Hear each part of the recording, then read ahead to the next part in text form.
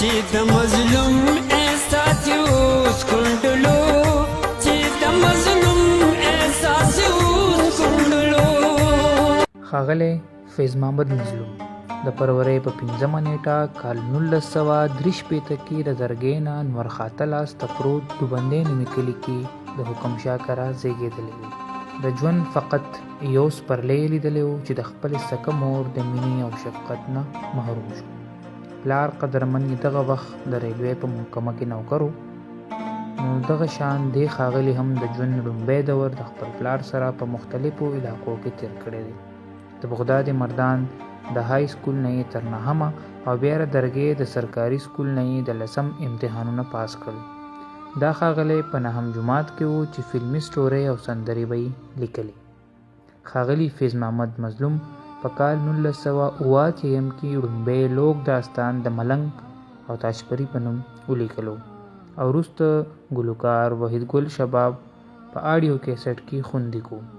د دې نه علاوه دې ښاغلي پوره 11 لوک داستانونه ولیکل، ځکه چې په دغه وخت کې لوک داستانونه د شاعرۍ معراج ګڼلی کېدو.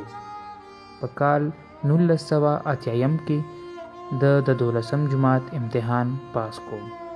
د تعلیم سره سره یې د خوشنویسۍ فن په لمخ واړو او د یو ښه خوشنویس په توګه یې ځان ښکاره کړو.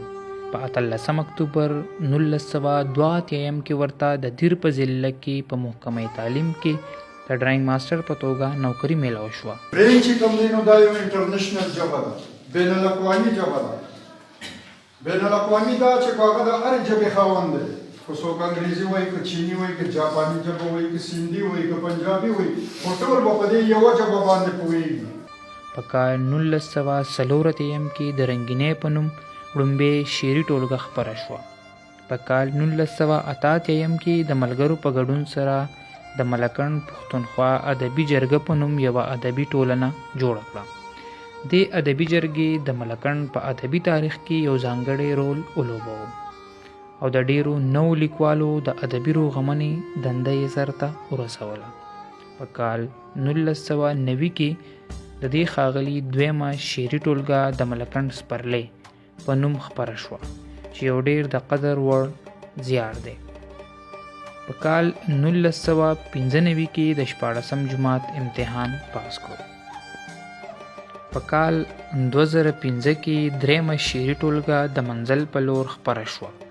هر کله چې د پښتو د غزل ارتقایي سفر په نوم یې یوه تحقیقي مقاله د لیک د مرحلو نه تیریږي او راتلونکې هفته کې به په هر کتابخور کې موندی شي. دا ښاغلی د شعر او ادب سره سره د صحافت د میدان ننګیال هم دی. د مختلفو قامي او سیمه ییزو ورځپاڼو سره د خبریال په توګه کار کوي. ښاغلی فیض محمد مظلوم د محبت په ژبه سپېڅلې څرګندونه کوي، د دروغو نه ډډه کوي، رښتیا وایي او رښتیا خوښوي. د بېوسه، د بېوزله، کمزوري، ناچاره او خوار ولس د زړه په درد یې د سترګو نه وینې څاڅي. عقابي نظر یې هره باریکي رانیسي. ادب د ژوند ترجمان دی.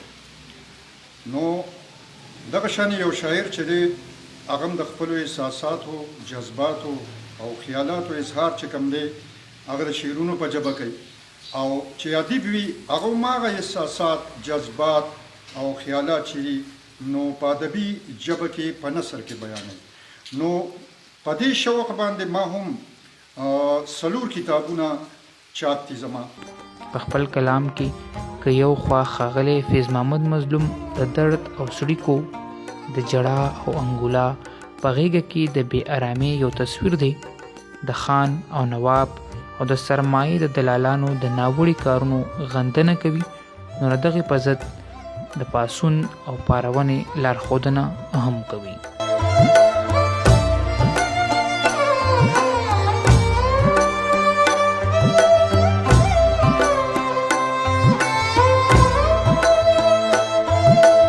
خپله یوه فکري رڼا لري. په شعر کې د غم جانان سره سره د غم دوران پندونه هم په سر ګرځوي.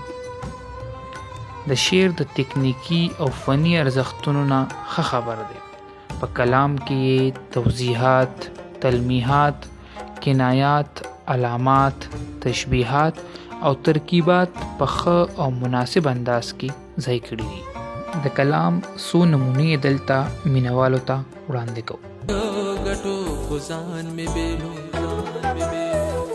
सबर सकून नो इत्मीनान में बेलो जानान में गटो खुजान में बेलो दस्सू रंगीनो शान लम्हो पलालच दस्सू रंगीनो शान लम्हो पलालच सब इबादत हो बशैतान में बेलो सब इबादत हो बशैतान में बेलो चीमा पे उसकल पखंदाए हुए चिमा पे उसकल पखंदाए हुए लज्जत ये डीरो कोई ईमान में बेलो लज्जत ये डीरो कोई ईमान में बेलो तगजवानी वाच दरजार में कड़ला तगजवानी वाच दरजार में कड़ला सदा नजर स्रत बड़ू न लुगे सदा नजर स्रत बड़ू न लुगे चित जमा श्वेत सरगू न लुगे